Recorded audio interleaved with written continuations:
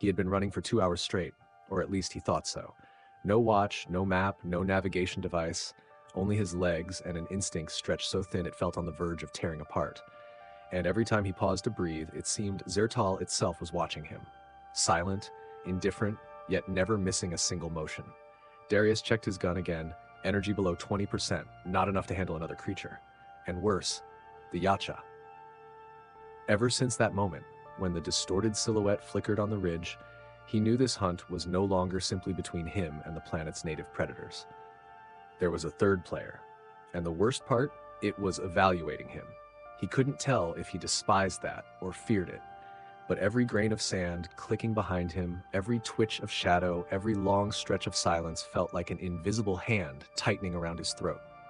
His steps eventually carried him into a new zone of the plain, where the ground shifted into a deep indigo, streaked with silver veins branching like the circulatory system of the planet itself. He halted.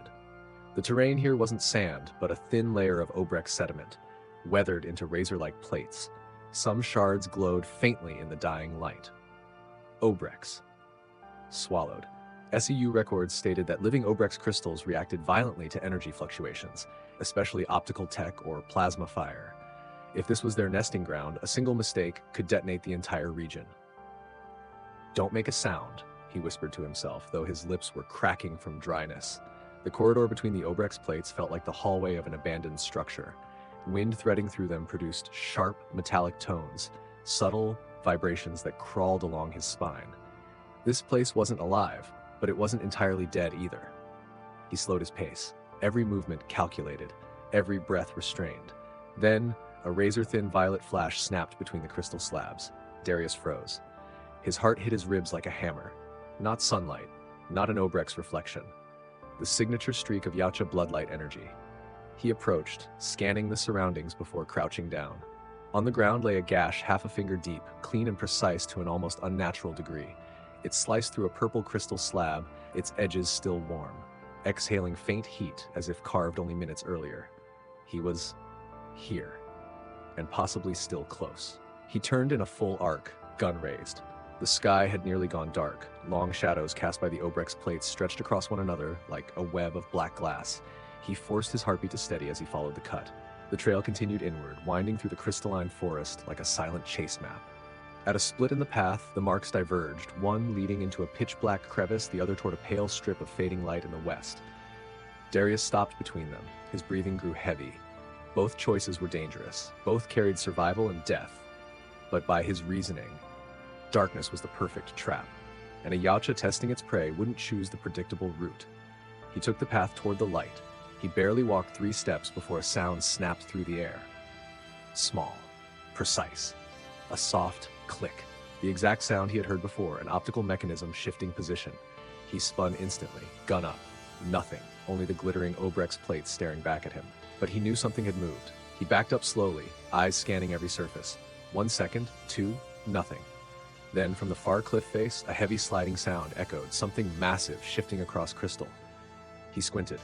A section of darkness warped as though space itself pressed inward for a single breath. Then the outline collapsed, vanishing as if it had never been there. "All right," Darius muttered, throat burning.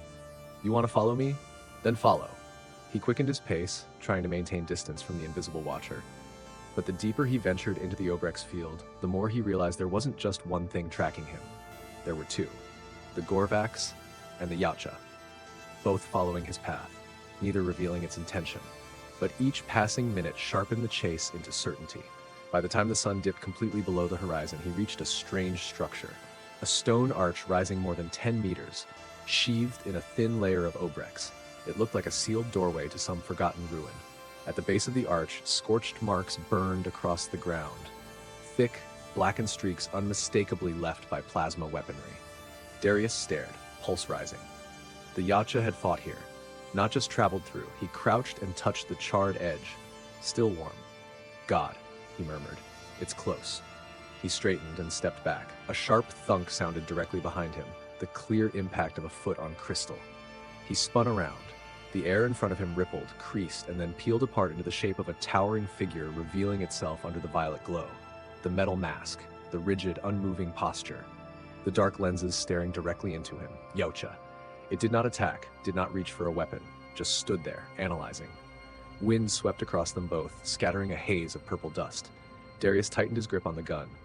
The Yautja tilted its head slightly, as if waiting, measuring, deciding. A moment stretched long and thin as a death sentence. Then, from deep within the darkness, a roar tore through the night. Shrill. Furious. Powerful enough to make the ground tremble. The Gorvax was approaching.